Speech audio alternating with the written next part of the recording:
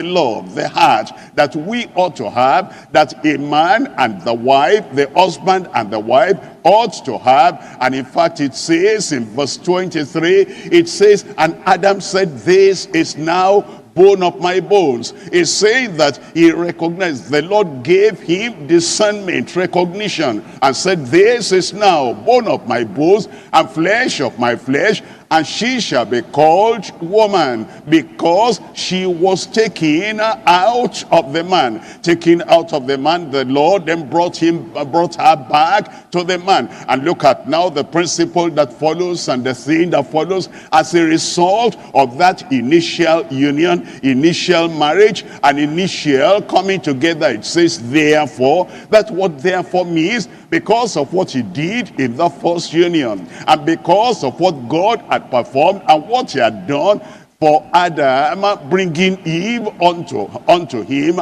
It says, therefore shall a man leave his father and his mother, and shall cleave unto his wife, and they shall be one flesh. I want you to notice that verse 24 very well. Adam did not have a father, Adam did not have a mother, but he said, for all the generation that will follow, for all the men, all the women that will follow, therefore, because of what has been done now, therefore shall a man leave his father and his mother, and shall cleave unto his wife, and they shall be one flesh. I want to remind you that at that time there were no tribes.